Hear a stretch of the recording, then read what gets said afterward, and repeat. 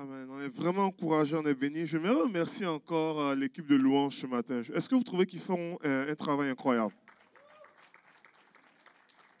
C'est vraiment encourageant, c'est vraiment une bénédiction de pouvoir dimanche après dimanche voir leur cœur, leur consécration, la maturité, profondeur, sensibilité à l'esprit. Et je suis vraiment béni. J'étais béni ce matin d'entendre la louange. Et vous allez comprendre un petit peu pourquoi est-ce que je suis béni comme ça. Parce que c'est rare que, en général, lorsque je prépare un message, je sache, normalement, je suis capable de savoir à peu près presque 2 semaines à l'avance qu'est-ce que je vais apporter. En général, c'est dans la semaine même, je commence à y penser, et puis on arrive au dimanche pour la prédication. Mais là, il y a 2 semaines de cela, alors que le pasteur Joël terminait sa série sur l'été dans le royaume, j'étais assis, puis j'écoutais, et il a juste utilisé une phrase, qui n'est pas du tout la phrase de son message de ce jour, mais il a juste utilisé une phrase, et c'est comme si j'ai juste été saisi par le message. Je me dis, oh, c'est ça on va apporter. Et puis le Seigneur mettait sur mon cœur cette phrase. Dans la phrase qu'il utilisait, il a eu à utiliser une phrase en disant, il est temps de sortir un petit peu des portes de la peur. Et puis j'ai comme fait, oh, je prêche sur ça. Et vraiment, là, c'était comme ça. Et durant toute la louange, on a beaucoup chanté sur ne plus être esclave de la peur, etc., tout et tout. Donc, ça a juste fité parfaitement avec ce que je vais apporter ce matin.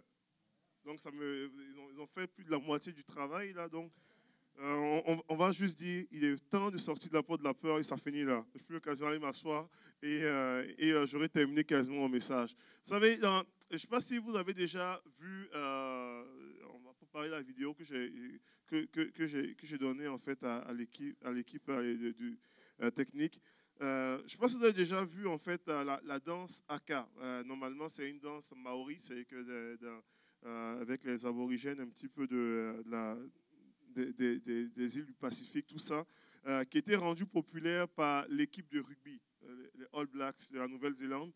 Et c'est une danse qu'on connaît à cause de l'équipe de rugby. Et normalement, c'est une danse considérée comme une danse guerrière. Et le but de la danse, principalement, est de pouvoir intimider l'adversaire. Quand on regarde un petit peu l'origine de la danse, les guerriers qui partaient au combat pouvaient normalement faisaient cette sorte de danse-là, synchronisée, tout ça. Mais j'ai regardé plusieurs vidéos, parce que là, on voit juste les vidéos maintenant de rugby, tout ça. Et à un moment donné, sur YouTube, il y avait comme une personne maori qui expliquait un petit peu l'origine de la danse. Et il expliquait que c'était une danse guerrière, tout ça. Et lorsque les gens partaient, même les paroles de ce que les gens déclarent, c'est beaucoup plus des paroles très poétiques envers le colonisateur, envers l'homme blanc ou l'homme poilu, ce qu'ils appelaient comme ça s'appelait. C'était vraiment ça. Et ça consistait à pouvoir normalement faire, si vous avez remarqué, les gens font des faces assez bizarres il insultait en fait ceux d'en face pour dire ta face ressemble un petit peu à la face qu'il faisait. Et littéralement, il disait, si jamais, puis ils font toute la synchronisation, il dit là actuellement tu m'as offensé, tu as offensé ma famille, mais si jamais je mets une ligne entre nous, et si tu dépasses la ligne, voici ce qui va t'arriver. Donc, on voit toutes sortes de gestes, et on voit les gestes de t'ouvrir le ventre, etc., tout ça, ou te tuer, whatever. Mais voici ce qui va t'arriver si tu viens à dépasser. Et il y avait un petit peu cette pensée-là de pouvoir normalement ne pas dépasser. Donc, maintenir l'envahisseur derrière la ligne. Vous dites ne dépasse vraiment pas la ligne. C'est vraiment toute une dynamique d'intimidation. Bon, est-ce que ça marche? Si ça n'a pas marché, on ne sait pas. Mais il y avait une dynamique d'intimidation comme cela. Et je ne sais pas si on peut voir la vidéo. La vidéo que j'ai, ce n'est pas une vidéo guerrière, c'est une vidéo de rugby, par exemple. Là. Mais on va voir un petit peu la vidéo. Avec le son. The Rugby World Cup final. On s'entend qu'après ça, tu n'as pas envie d'aller affronter 15 personnes comme ça. C'est assez intimidant. Et vous savez, c'est fou, Mais dans la vie spirituelle, en général, nous allons normalement être intimidés par des affaires avant d'aller plus loin. Et ce que je réalisais, en fait, et puis quand on regarde dans les Écritures, tout ça, bien avant de pouvoir expérimenter les grandes victoires, bien avant de pouvoir expérimenter des moments où est-ce que Dieu nous appelle à avancer, bien avant de pouvoir normalement faire le move et puis vivre normalement des saisons incroyables, on va devoir normalement mener une bataille assez particulière. Et la première bataille à gagner est la bataille intérieure. La bataille face à notre propre intimidation, face à notre propre peur. Et dans les Écritures, on va voir que ce soit dans l'Ancien Testament comme dans le Nouveau Testament, ceux qui ont marqué leur génération, les héros de la foi, les hommes de Dieu, que Dieu a élevés pour pouvoir normalement marquer leur génération, avant d'aller faire face aux géants en avant, ont dû faire face à leur bataille intérieure avant. Et je crois profondément que, alors que nous sommes ici, alors que nous sommes dans l'église, alors que nous sommes dans notre milieu, dans notre famille, dans le milieu où est-ce que Dieu nous a plantés, bien avant de pouvoir expérimenter la grande victoire qu'on aspire, nous avons besoin de pouvoir avoir la bataille, cette bataille intérieure, de pouvoir sortir de la cage de la peur. Dans les Écritures, comme je vous parlais, il y a plusieurs personnages qu'on peut voir dans les Écritures de façon extraordinaire qui ont eu à expérimenter la peur. Et la peur est un sujet qui est extraordinairement actuel aujourd'hui. Lorsque tu essaies de googler le mot peur, on va voir qu'il existe toutes sortes de peurs. La peur d'avoir peur, la peur de toutes sortes de phobies qui peuvent exister en tant que telles. On réalise à quel point la peur peut être un extraordinaire paralysant. Peut être un extraordinaire paralysant par rapport à ce que Dieu veut faire dans ta vie, peut être un extraordinaire paralysant de ce que Dieu a, les rêves de Dieu, de l'appel de Dieu, de toutes sortes de choses qui ont été plantées. Et c'est incroyable.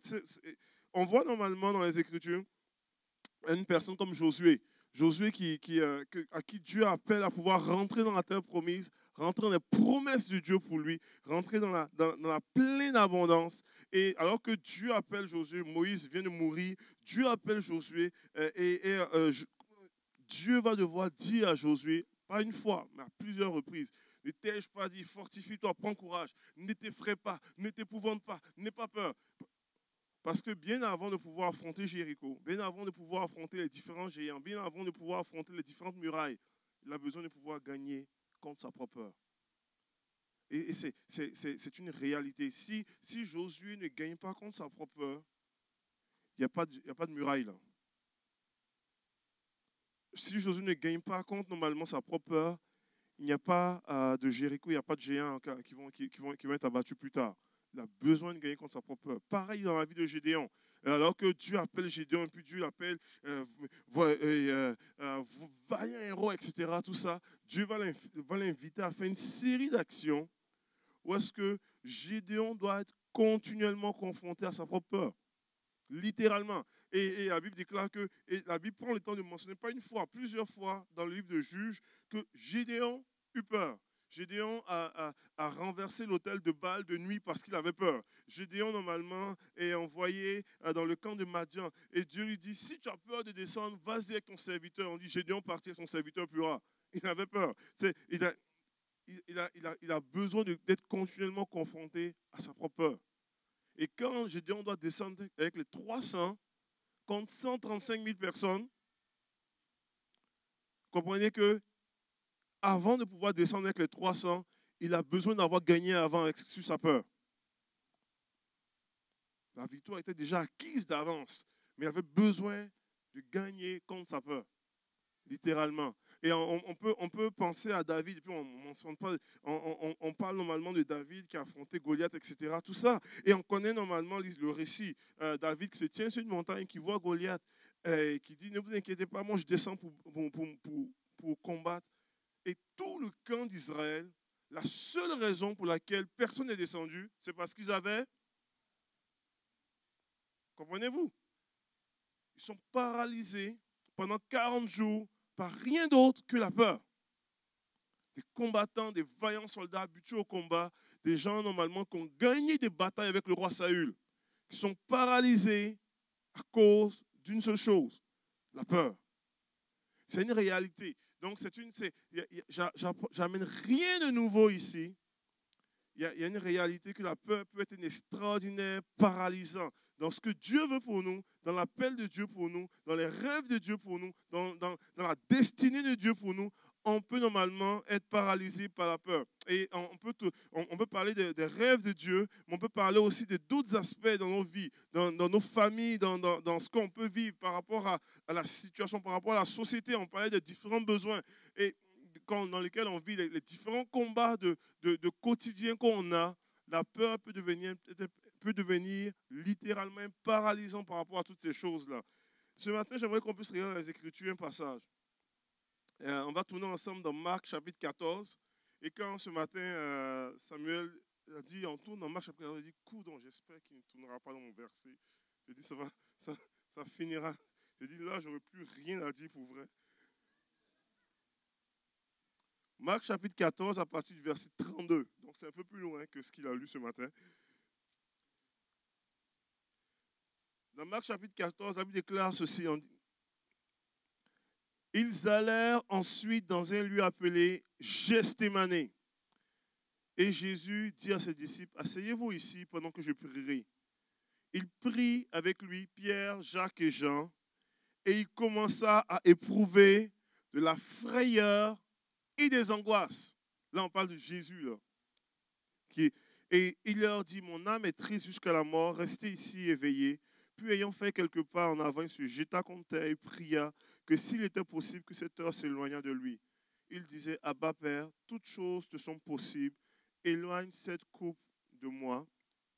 Toutefois, non pas ce que je veux, mais ce que tu veux.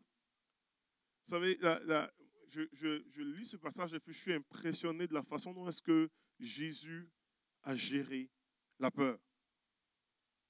Comprenez, je pense qu'un des moyens, et c'est là où est-ce que je suis tellement, ça me bénit, on réalise que la peur était un paralysé incroyable. Et on adore et on célèbre un Dieu qui n'est pas indifférent à notre peur. Parce que lui aussi a déjà éprouvé ce sentiment. Comprenez? Donc, il est capable de nous comprendre dans ce qu'on vit. Il est capable de nous, vous comprenez, il est capable de pouvoir normalement nous comprendre, de pouvoir normalement, il y a des moments où est-ce que la peur peut nous paralyser dans toutes sortes de choses. Cette semaine, j'ai vécu une situation un peu, il n'y a rien de grave là, il y a juste une situation d'intimidation dans une des prisons que j'ai visitées. Et en principe, habituellement, avec un détenu, tu reçois une requête et puis en fonction de la requête, tu peux soit le faire venir à ton bureau ou aller le voir. Mais en général, quand un détenu te fait une requête, il est supposé être courtois. Il est supposé être sympa parce qu'il veut te voir. Donc, tu dis, OK, fine. Puis je suis allé voir le détenu dans son milieu, où est-ce qu'il était. Et le détenu ce jour-là, je ne sais pas s'il avait mal dormi, mais il n'était pas très courtois, habituellement. D'habitude, les requêtes, c'est le fun, parce que c'est eux qui te demandent à te voir.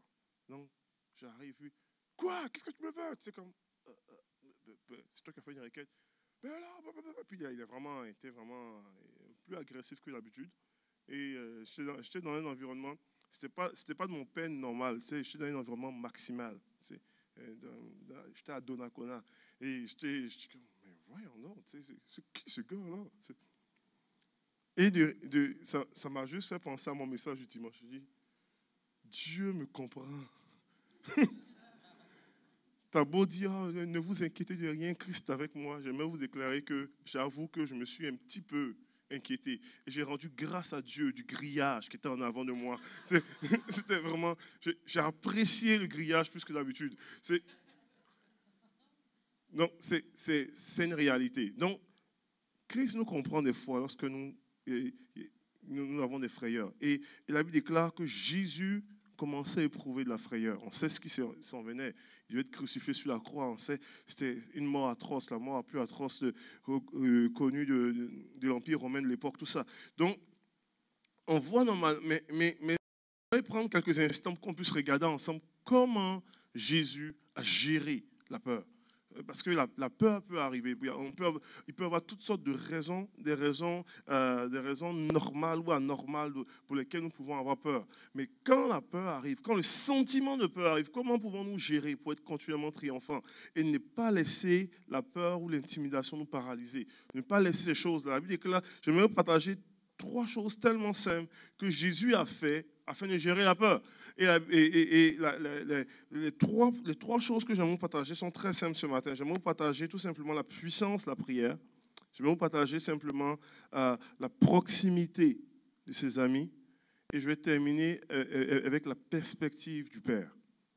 Et je crois réellement que c'est des ingrédients extraordinaires que Jésus a appliqués dans sa propre vie afin de pouvoir gérer sa propre frayeur et ses propres angoisses, alors qu'il était 100% humain à ce moment-là.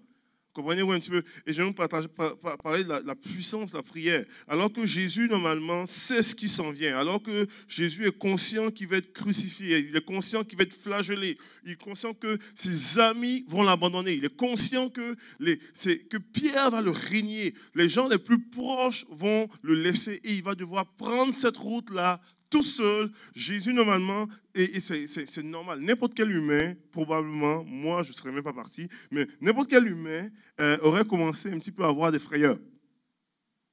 Ça va? Et il y a bien là que Jésus commence à éprouver de la frayeur. Et alors qu'il éprouve de la frayeur, il a besoin de pouvoir avoir recours à la prière comme solution contre la peur. C'est une recette vieille, mais c'est une recette qui marche. Comprenez-vous un petit peu? Je vais même partager de la puissance de la prière. La Bible, l'apôtre Paul plus tard va déclarer, il va dire, ne vous inquiétez de rien, mais en toute chose, faites connaître votre besoin à Dieu par des prières, des supplications. Et Jésus, alors qu'il est dans un moment extraordinairement crucial, lui-même va avoir recours à la prière.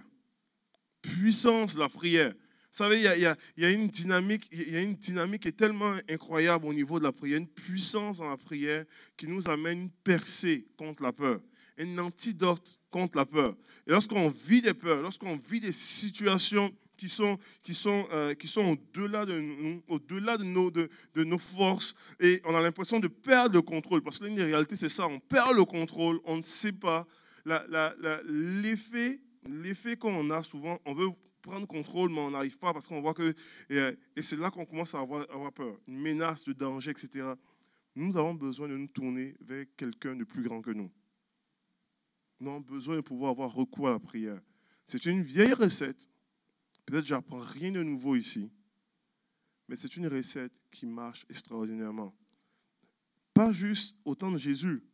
On voit dans les Écritures, on voit dans l'Ancien Testament, lorsque les menaces arrivaient, lorsqu'il y avait des dangers, lorsqu'il y avait des ennemis qui envahissaient la nation d'Israël, la Bible déclare que le peuple criait à Dieu. Le peuple criait à Dieu. Le peuple avait recours à la prière face à leur frayeur. Lorsque David lui-même va plusieurs fois dans plusieurs psaumes, alors que ses ennemis l'environnent, va crier à Dieu. Recours à la prière lorsque nous avons peur, lorsque nous sommes effrayés et lorsque nous avons besoin de pouvoir normalement, lorsque nous avons besoin d'une intervention divine, nous avons besoin de pouvoir calmer nos frayeurs, nous avons besoin de pouvoir crier vers Dieu, crier vers lui qui est capable, qui est plus grand que nos peurs, qui est capable de pouvoir nous donner sa paix. Des fois, on veut une intervention et des fois, Dieu ne répond pas à une paix. Comprenez-vous un petit peu? Vous êtes avec moi? Des fois, on veut une intervention de Dieu.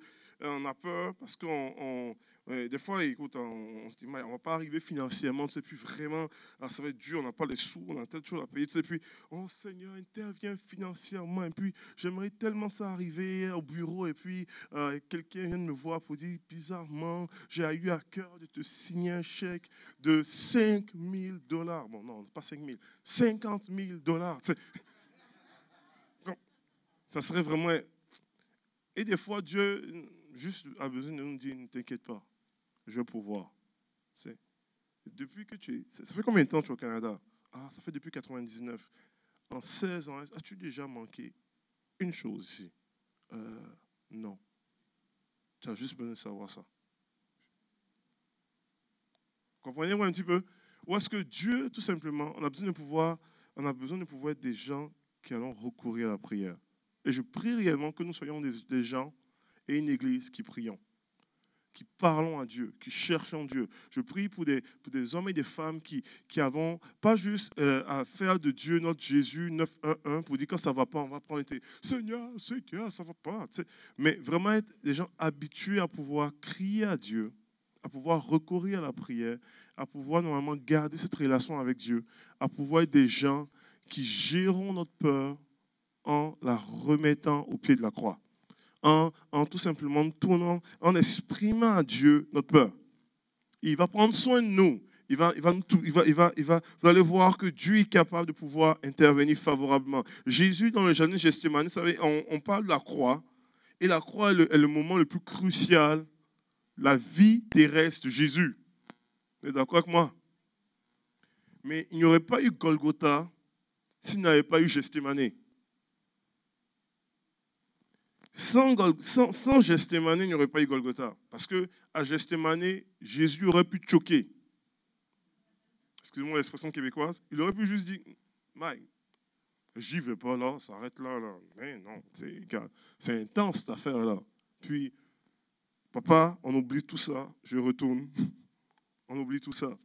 C'est exactement ça. Et la Bible déclare que lorsque même on vient arrêter Jésus, et qu'on parle d'un disciple de Jésus qui est Pierre, qui se jette et qui coupe l'oreille normalement d'un serviteur. Puis Jésus qui dit non, arrêtez ça. Il dit, celui qui tue par l'épée périra par l'épée. Et il dit à son disciple, il dit, crois-tu que si j'aurais voulu me défendre moi-même, je ne me serais pas défendu? Il dit, mon Père aurait envoyé une douzaine de légions d'anges pour me défendre. Donc, il dit, c'est pas eux qui prennent ma vie, c'est moi qui la donne.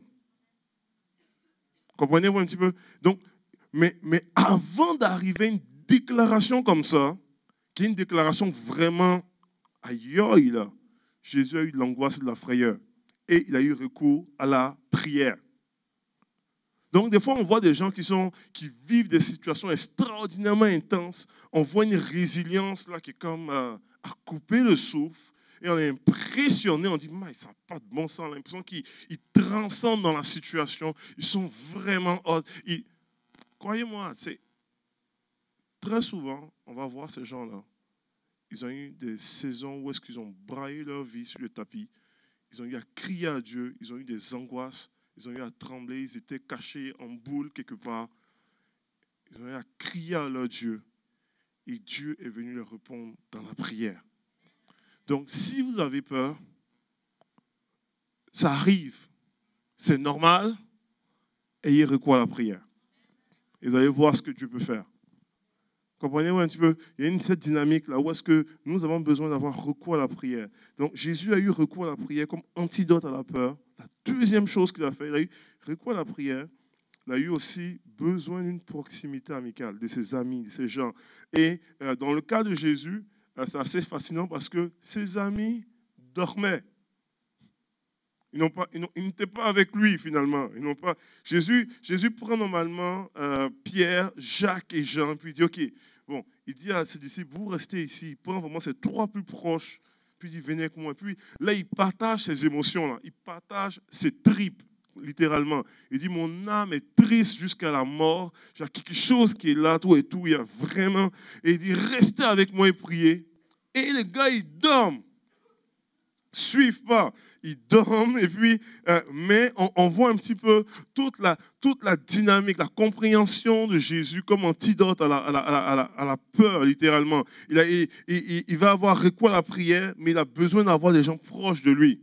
Et des fois, et c'est tellement important, Jésus fait les bonnes choses là, c'est tellement important de réaliser que notre peur grossit tout seul, quand on est tout seul. Entre nos deux oreilles, notre peur va s'amplifier. Comprenez-vous un petit peu? On a une capacité extraordinaire, l'être humain, de pouvoir amplifier, de transformer littéralement un petit chat en un dinosaure. Littéralement, de transformer une souris en un éléphant. Donc, il y a vraiment, les choses vont facilement s'amplifier quand nous sommes tout seuls, quand nous avons une seule perspective, quand nous voyons les choses d'une seule façon, les choses vont facilement s'amplifier. C'est que là, et on est capable de pouvoir exagérer la chose parce qu'on pense, on regarde, on réalise, on réagit, on commence à réfléchir par rapport à ça. Puis on dit, aïe, aïe, aïe, ça, non, c'est plus gros que ça. Non, ça va vraiment pas. Là, on dit, non, on n'arrive pas dans nos finances de $300. C'est $300, on n'a pas le 300. Puis là, hey, c'est rien. Non, mais non, c'est pas rien. C'est la fin du monde. C'est la réalité. Si nous sommes tout seuls à réfléchir, à penser, à analyser, à concevoir, alors que nous commençons à avoir un cœur qui s'inquiète, c'est sûr que les choses vont s'amplifier. Comprenez-vous un petit peu? Il y a une réalité où est-ce que nous avons besoin d'être entourés pour avoir une perspective différente des fois, pour avoir normalement des gens qui nous soutiennent dans notre frayeur, pour avoir normalement des personnes à qui nous pouvons ventiler, véhiculer nos inquiétudes, pour avoir des gens qui nous entourent. L'importance de la communauté, je crois énormément à l'importance des frères autour. Il y a une puissance, il y a quelque chose que Dieu fait. Il y a quelque chose que Dieu nous amène à triompher quand on choisit d'être bien entouré. Quand on choisit d'être bien entouré. J'insiste là-dessus, là, parce que c'est salutaire. C'est vraiment pour des... Tu peux être dans ton fond de sous-sol et brailler ta vie tout seul et puis avoir l'impression que tout le monde est comme toi, que tout le monde te regarde différemment. Tu peux sortir de l'église ici et puis tu as eu juste un petit regard d'Émilie et puis ça y est, elle m'aime plus. Ça y est, ça y est. Voilà, on peut normalement, comme on appelle, concevoir les choses comme cela quand on est tout seul. Et avoir un regard complètement différent quand on est entouré. Complètement différent. Complètement différent. Et c'est extraordinaire. Vous savez, une des raisons pour lesquelles les gens, normalement, malheureusement, vont faire des tentatives de suicide, vont essayer de s'enlever la vie. J'ai eu l'occasion de rencontrer des gars dedans qui ont fait des tentatives de suicide, essayer de s'enlever la vie. La très grande majorité des gens vont vous dire c'est parce qu'ils n'ont plus d'espoir. Ils n'ont plus d'espoir, tout ça. Ils ne sont pas capables de voir la lumière au bout du tunnel. Mais en même temps qu'ils ne voient pas la lumière au bout du tunnel, ils vont vous déclarer qu'il n'y a personne qui les comprend dans leur peine. Pour eux, là, même s'ils sont entourés, même s'il y a des gens autour, personne ne comprend, ne sait comment est-ce que je souffre comme ça. Et ils ont l'impression d'être seuls dans leurs problèmes. Et ça, c'est mortel. C'est toxique. Quand tu penses que tu as tes problèmes et c'est juste toi, entre tes deux oreilles que seulement toi seul tu comprends, c'est toxique. Ta peur va être amplifiée. Et tu as besoin d'être entouré pour pouvoir normalement véhiculer et d'avoir des gens qui te soutiennent. Vous savez, la Bible déclare, et puis j'aime ces passages-là, qu'il est doux, qu'il est agréable. On sait que pour les vieux chrétiens, on a chanté ces chants-là pendant longtemps. Il est bon pour les agréables, pour des frères d'être ensemble. Que c'est là que Dieu envoie sa bénédiction, etc. Tout ça. C'est un verset dans le psaume 133 que David déclare. Et si vous regardez la biographie, si vous regardez la vie de David, c'est vraiment incroyable comment est-ce qu'il est pertinent. Parce que David a éprouvé la solitude. Il a appris à pouvoir être seul dans le désert avec les brebis. Il a appris à être fuyard seul. Il a appris normalement à avoir son propre fils le poursuivre pour le tuer. Comprenez-vous un petit peu? Et toute seule. Et il est capable de pouvoir déclarer comment est-ce qu'il est pertinent pour des gens d'être ensemble. Comprenez-vous? C'est pertinent parce que tu peux normalement amplifier tes frayeurs et voir le problème tellement plus gros que ce qu'il en a l'air. Et vous savez, j'insiste là-dessus parce que je crois profondément que des gens ici traversent ces défis. On peut se parler franchement ce matin? Avec amour, hein, toujours.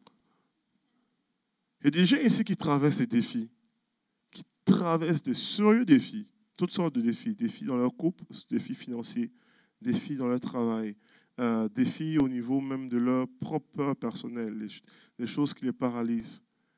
Que le défi, là, semble énorme entre tes deux oreilles. Mais dans la perspective de Dieu, il n'est pas si gros que ça. Énorme. Et ça peut même te paralyser encore aujourd'hui. Mais tu as besoin juste de pouvoir être bien entouré pour commencer à voir le défi comme il est réellement. Comprenez-moi un petit peu? Il y a cette dynamique-là où est-ce que Jésus a eu ce réflexe-là de pouvoir voir Pierre, Jacques et Jean à ses côtés. Pour dire, venez avec moi, parce que je commence à éprouver de la frayeur, etc. On a besoin de pouvoir réaliser la puissance de la prière. Le premier point, on a besoin de pouvoir réaliser l'importance d'avoir la proximité de nos proches. Et je vais terminer avec mon dernier point ce matin. Je ne vais pas être long ce matin. On a besoin d'avoir la perspective du Père. Puissance de la prière, proximité et la perspective du Père. Regardez la prière de Jésus. Jésus, à ce moment-là, est vraiment il parle dans toute son humanité. Il dit, Père, toutes choses te sont possibles, c'est clair. Il dit, éloigne de moi cette coupe. S'il avait arrêté là, que croyez-vous qui sera arrivé? Oh yes, c'est vrai. On ne serait pas sauvé. S'il avait arrêté là, qui croit que ce que Jésus demande, Dieu exauce? Je pense que Dieu reste aussi la prière de Jésus. Comprenez-vous? Donc, s'il disait, éloigne de moi cette coupe, la coupe se serait éloignée. S'il disait, non, je ne veux plus, la coupe s'est arrêtée là. Il y a une réalité mais il fait cette prière-là à Dieu en déclarant, il dit, je ne veux pas aller là. Il dit, toutefois, il dit, non pas ce que moi je veux, mais ce que toi tu veux. Et c'est impressionnant de voir comment est-ce que et Jésus, dans toute son humanité, va normalement joindre une perspective pleinement terrestre avec celle de Dieu. Parce que dans sa perspective terrestre, c'est clair que je ne veux pas aller à la croix. Mais il faut qu'il synchronise sa volonté d'homme à celle de Dieu, qui était à ce moment-là, à cause de la frayeur, désynchronisée. Jusqu'ici, ce que Jésus a dit de lui, il dit, ce que je vois le Père, que je vois le faire le Père, j'agis. Il dit, ce que le Père fait, je le vois, je le fais exactement. Jusqu'ici, il dit, moi et le Père, nous sommes un. Jusqu'ici, tout ce que Jésus fait sur la terre est en parfaite synchronisation avec ce qu'il voit son Père. Il voit vraiment exactement les mêmes choses. Ils sont synchronisés, ça fonctionne. Mais à cause de la peur, pour la première fois, il y a une désynchronisation entre ce que le Père veut et ce que la volonté de Jésus cher veut réellement. Et à cause de la peur, pour la première fois. Et Jésus a besoin de pouvoir resynchroniser les choses pour dire, moi là, je ne veux plus cette coupe-là. Il dit, toutefois, non pas ce que moi je veux, mais ce que toi tu veux. Quand je vous dis la peur est un paralysé incroyable, elle peut être un paralysé incroyable. Elle peut te désynchroniser de ce que le ciel fait sur la terre. Comprenez-vous? Ça va? Je ne vous ai pas perdu, j'espère. Donc, là, il y a une perspective du Père qui a besoin de revenir là. Pour dire, non, j'ai besoin de pouvoir ressaisir exactement ce que le Père veut. Et non pas exactement ce que mes circonstances, ma chair, ce que mon cœur, mes yeux, mais j'ai besoin de synchroniser exactement. Et c'est une prière extraordinaire. Lorsque nous sommes en face d'une situation qui nous paralyse, lorsque nous sommes devant une situation qui fait ressortir le pire de nous, lorsque nous sommes devant une situation qui nous fait réagir et qui nous donne toutes sortes de frayeurs ou de peur, nous avons besoin d'avoir la perspective du ciel sur la situation. Nous avons besoin d'avoir la perspective du Père sur la situation. Nous avons besoin de pouvoir voir, non pas comme nos yeux voient, non pas comme les circonstances, non pas comme notre cœur ressent ou nos pensées ou notre conception, ce qui est entre nos deux oreilles, notre matière grise, non pas comme nos capacités physiques. Nous avons besoin de pouvoir normalement dire, Seigneur, voici la réalité, voici la situation, voici normalement les faits. Je ne veux pas nier ces choses-là, mais je veux voir les choses dans la perspective du ciel. Non pas ce que moi je veux charnellement, mais qu'est-ce que tu vois dans la situation? Qu'est-ce que tu perçois? Comment vois-tu cela? J'ai toutes les raisons d'être effrayé, peut-être, et puis des bonnes ou mauvaises, mais j'ai besoin de pouvoir resynchroniser ma volonté à la tienne. J'ai besoin de voir les choses comme toi tu le vois. J'ai besoin de saisir les choses comme toi tu le saisis. J'ai besoin de pouvoir percevoir les choses comme toi tu le perçois. J'ai besoin de pouvoir réaliser ce que toi tu fais. Vous savez, il y a pas de... dans nos peurs, dans ce qu'on vit ou quoi, dans tout ce qu'on peut vivre comme miraculeux, il commence en général avec des problèmes. Il n'y a pas de miracle sans problème. Il n'y a pas de nuage sans pluie. Comprenez? Il n'y a pas de pluie sans nuage, je veux dire. Il y a pas normalement, pour pouvoir normalement vivre le miraculeux, tu as besoin d'avoir des fois des gros défis. Sinon, ce ne sera pas un miracle. Il n'y a pas de guérison sans malade. Comprenez-vous un petit peu? Souvent, avant le miracle, il y a un problème, un vrai, qui te donne des raisons d'avoir peur. Comprenez-vous? Qui aime les problèmes? Je ne sais pas pour vous, moi, je n'aime pas les problèmes. Mais j'aime vraiment pas les problèmes. J'aime des situations relax, toujours plaisantes. Mais pour pouvoir rentrer dans ce que Dieu veut pour ma vie, j'ai envie des problèmes. Et pour pouvoir être debout devant vous pour vous raconter ce que Dieu fait, et puis le miracle, c'est tellement merveilleux. En général, on aime les témoignages où est-ce qu'on voit l'extraordinaire de Dieu. Mais souvent, on ne parle pas un petit peu du bout qui était quelquefois très long, qui était des problèmes pendant longtemps. On aime toujours terminer avec la fin de l'histoire. Le début de l'histoire, souvent, pas le fun. C'est dur, mais c'est vrai. Mais on a besoin de voir selon la perspective de Dieu. Et quand tu vois dans la perspective de Dieu, même si le défi est devant et immense, tu es capable de dire, Seigneur, par la grâce de Dieu, je veux voir comme toi tu le vois. Le problème peut être récurrent, ça peut être demeuré pendant longtemps, mais par la grâce de Dieu, j'avance. Par la grâce de Dieu, je persévère. Par la grâce de Dieu, je ne crains pas. Par la grâce de Dieu, je ne serai pas effrayé. Par la grâce de Dieu, Dieu me donne la victoire. Par la grâce de Dieu, je rentre dans une destinée pour ma vie. Je triompherai. Par la grâce de Dieu, j'avancerai. Je ne reculerai pas face aux obstacles à venir. Par la grâce de Dieu, je continuerai à percer. Par la grâce de Dieu, je gravirai la montagne. Par la grâce de Dieu, tu me donnes de pouvoir transcender. Tu me donnes de pouvoir briller. Tu me donnes de pouvoir rayonner. Par la grâce de Dieu, je triompherai au nom de Jésus. Il y a quelque chose que Dieu veut nous amener alors que normalement nous faisons face à des peurs. Il y a une antidote incroyable que Jésus même a appliquée dans sa propre vie.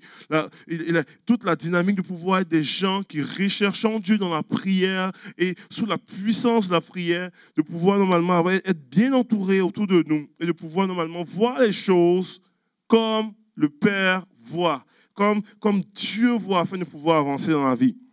Je vais à un moment terminer mon message avec ceci, vous savez.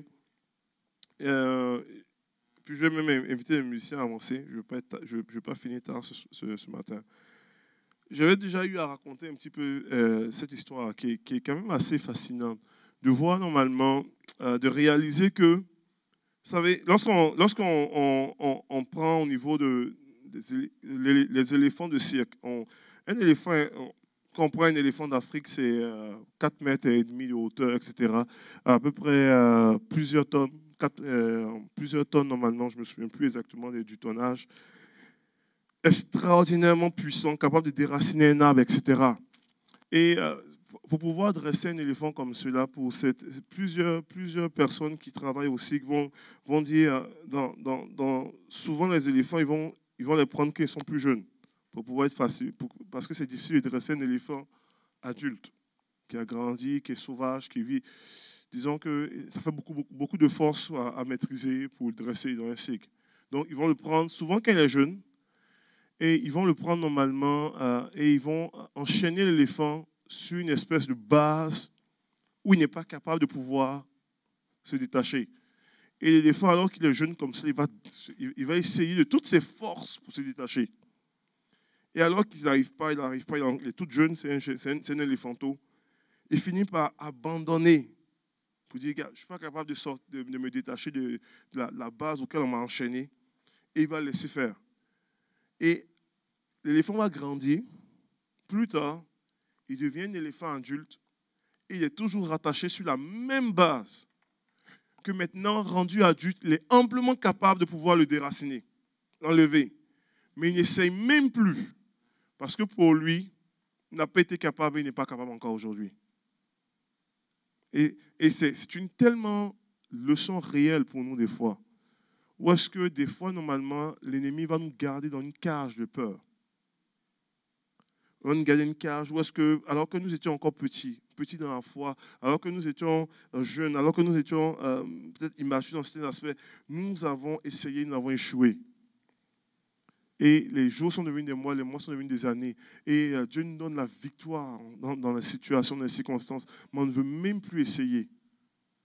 On ne veut même plus saisir. On ne veut même plus sortir de la cage de la peur.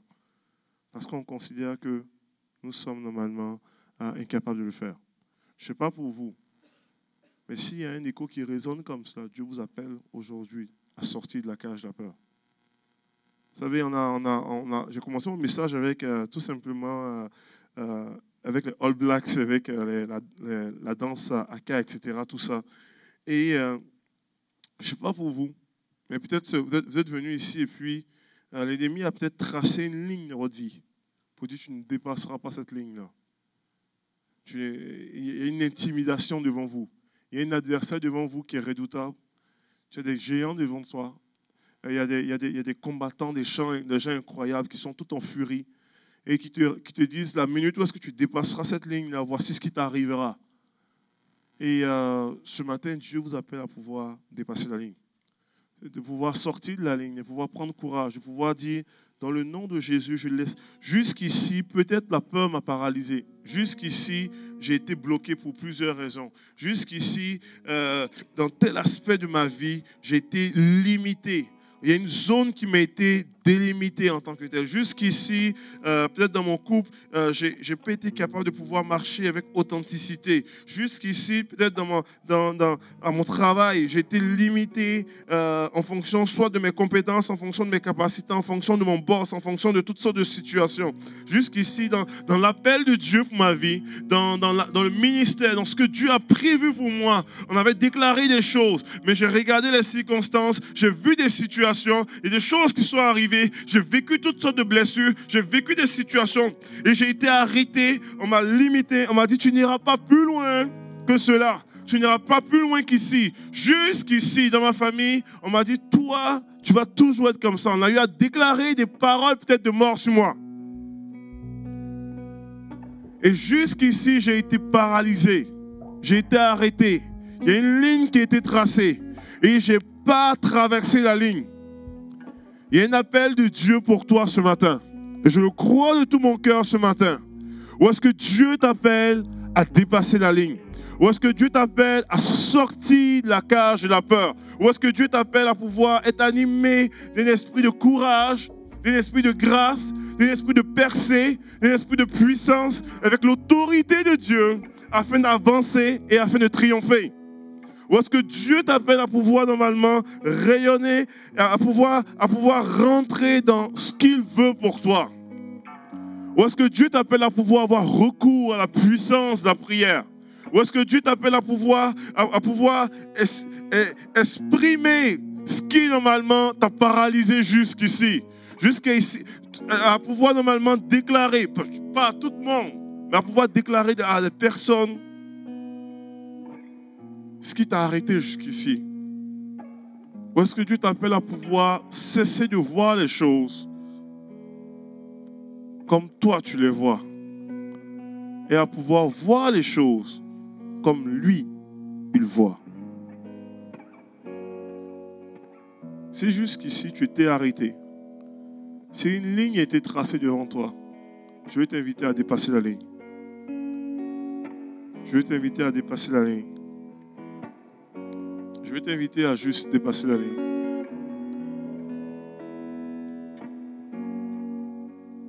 Vous savez, puis je termine avec cette histoire-là.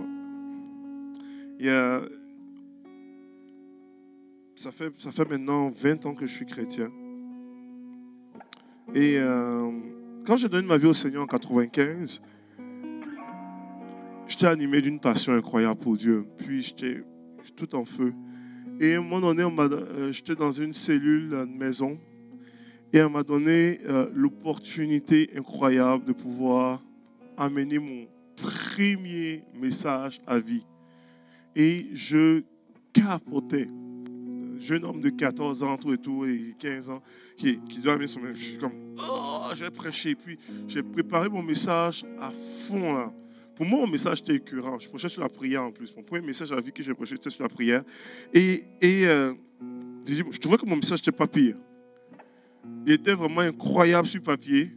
Je ne sais pas comment il est sorti, mais en tout cas, j'ai prêché normalement à l'époque. Je me rappelle, j'ai prêché. Pour moi, j'ai prêché un message incroyable. J'ai prêché presque 1 heure sur la prière. Et puis, pour moi, ce n'était pas pire. Mais pour certaines personnes qui m'écoutaient, ils trouvaient que c'était un peu long. Et surtout, je passais du coq à l'âne. Je trouvais un petit peu. Et quand j'ai fini de prêcher le message comme celui-là, il y avait une personne que je respectais. C'est le pasteur qui était responsable de la cellule, tout ça, qui est venu me voir. Puis, j'attendais vraiment une parole de « dis-moi comment c'était ». C'est que « lance-moi les fleurs ». Là, les pétales de fleurs. Puis, il m'a dit, en tout cas, vraiment, ton message, ouais, c'était un peu décousu. Et il m'a dit, tu sais, il dit, à ce moment-là, je finissais mon secondaire 5, tu sais, il dit, je te donne un bon conseil. Il me dit ça comme ça, il dit, va à l'école, rends-toi loin, travaille, fais autre chose. Il dit, gagne des sous et tu financeras l'œuvre de Dieu. Mais la prédication, ce n'est pas pour toi.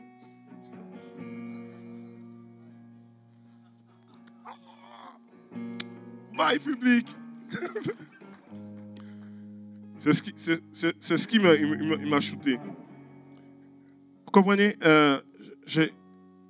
comprenez-vous que dans la tête d'une personne de 15 ans qui entend ça, là, tu venais de tracer une ligne dans ma vie. Tu dis, regarde, ok. Et moi, c'était fini, là. Moi, fini, on ne prêche plus, là. C'était vraiment, mon message, ça n'a pas passé, c'était pourri. Et c'était vraiment toute la pensée qui venait avec. Et puis j'ai dit, non, moi je ne prêche plus. Moi c'est fini. Puis moi là, non, il y a une ligne, une peur. J'ai dit, plus personne ne me demande de prêcher, je ne prêcherai plus. Une peur là de m'adresser à une foule encore une fois. Puis ma foule n'était pas une grosse foule, c'est une foule d'une douzaine de personnes. Mais une peur là qui s'est emparée. Et c'était fini là. Plus jamais, jamais, jamais. Et il y a eu des mois qui sont écoulés comme cela. Et je vais vous raconter ma deuxième fois que j'ai prêché. Il y avait une croisade d'évangélisation que mon église organisait. Et la croisade a été faite par un autre de mon pasteur, Seigneur. Donc moi, je venais en tant que membre de l'Assemblée, qui vient encourager l'effort d'évangélisation de mon église locale. Puis je suis âgé de 16 ans, je vais avoir bientôt mes 16 ans. J'arrive là, et alors que j'arrive là, tout ça, puis on a la louange, tout ça, puis gloire à Dieu, et puis il y a du monde, il y a à peu près 400 personnes là. Et puis, à un moment donné, mon pasteur vient me voir, jeune homme de 16 ans, puis il dit, « Hey Désiré, il dit aujourd'hui, dans 5 minutes, c'est toi qui prêches. » Puis qu'il m'a dit ça, je vais même vous dire que j'ai comme fait, oh j'ai peur, j'ai commencé à rire. C'est bien drôle, tu sais. Je ne le croyais pas jusqu'à ce qu'il se mette en avant et puis dit, Seigneur, je prie pour ton serviteur. C'est là que j'ai réalisé que il est sérieux, il est vraiment sérieux. Il niaise pas. Que c'est ça? C'est quoi ça? Puis il finit et il me tend le micro. Tiens, viens mourir en avant. Viens exploser. Viens. Et quand je prends le micro là, je vous dis, j'ai presque 16 ans, je ne sais tellement pas quoi dire. C'est comme, oublie ça, avec tout le bagage de peur qui est là. Et je suis là, puis je paralyse en avant. Dieu merci, la vidéo a été détruite. Toutes les copies de vidéos possibles de ce jour-là, quand je les trouve, je m'assure à ce qu'ils soient détruits. Parce que littéralement, on voit littéralement mes genoux à ce moment-là s'entrechoquer. Vraiment, là. Puis je tremble vraiment en avant. Je suis en train de mourir en avant. Je meurs en avant littéralement. Je transpire. Il fait chaud déjà en Côte d'Ivoire, mais je transpire encore plus. Et je dis juste, si le Fils de l'homme vous a franchi, vous serez réellement libre. J'ai besoin d'être libéré moi-même ce jour-là. Et je répète ça. Je répète ça à peu près à 8 reprises. Donc c'est horrible. Les 2 premières minutes, c'est un cauchemar. Si le Fils de l'homme vous a franchi, puis une petite voix de 16 ans, vous serez réellement libre. Si le Fils de l'homme vous a franchi, vous serez réellement libre. Si le Fils de l'homme vous a franchi, ok, on a compris. Mais vous serez réellement libre. Je répète ça pendant près de 8 fois. Et après ça, je démarre. Je commence à prêcher. Je prêche à peu près une 30aine de minutes. Je fais un appel au salut. Les gens acceptent Jésus. Et je vous le dis, c'est fou. Mais Dieu venait de briser quelque chose. Dieu venait de briser quelque chose. Je ne sais pas ce qui sera arrivé si j'avais choqué. Si j'avais refusé ce jour-là de traverser la ligne. Mais pour moi, dans ma vie, je venais de vivre une délivrance personnelle. Et j'avais une liberté face à la peur. Je ne vous dis pas qu'après ça, j'ai commencé à être un gros prédicateur, etc. Tout ça. Je ne le suis pas encore aujourd'hui. Mais je sais que normalement, il y a quelque chose qui a pris place là, cette journée-là. Je ne sais pas pour vous, mais je crois que ce matin, spirituellement, il y a une ligne qui est tracée là. Et peut-être pour certains, il y a une peur qui vous paralyse, qui vous a paralysé, peut-être dans votre couple, face à votre conjoint, peut-être dans vos finances, peut-être dans vos familles, peut-être dans votre travail, peut-être dans votre voisinage, peut-être dans l'église ici même, peut-être dans ton ministère, peut-être à cause des expériences mauvaises de la vie que tu as vécue. Il y a une ligne qui a été tracée. S'il y a une ligne qui a été tracée à cause de ton passé, je vais déclarer qu'il y a une délivrance aujourd'hui. Et Dieu t'appelle à traverser la ligne. Alors, il ne nous reste pas beaucoup de minutes, il nous reste juste 5 minutes. Mais je me considérais comme un pasteur extraordinairement incompétent si je ne laisse pas l'occasion aux gens de pouvoir traverser la ligne. S'il y a un écho qui résonne dans ton cœur ce matin, j'aimerais qu'on puisse vraiment rapidement, s'il y a un écho qui résonne dans ton cœur, tu dis Seigneur, j'ai besoin de traverser la ligne dans ma vie. J'ai besoin de traverser la ligne pour les 5 prochaines minutes qui viennent, qu'on puisse vraiment prendre notre courage pour dire voici je me lève et voici je viens en avant. Mais symboliquement, en avançant en avant, je traverse une ligne ce matin. Et je traverse une ligne pour m'approcher afin de triompher. Et afin d'avancer dans le nom de Jésus. Commençons à nous avancer. On va juste terminer en prière comme cela. Et je crois réellement qu'il y a une délivrance que certains vont vivre ici, que les gens vont vivre ici. Il y a une œuvre que Dieu veut faire ce matin, que Dieu va faire dans vos vies. Alors qu'on choisit de traverser la ligne, alors qu'on choisit de sortir, avant qu'on choisit de dire Seigneur, jusqu'ici, il y a une ligne qui a été tracée, mais dans le nom de Jésus, je traverse la ligne par la grâce de Dieu.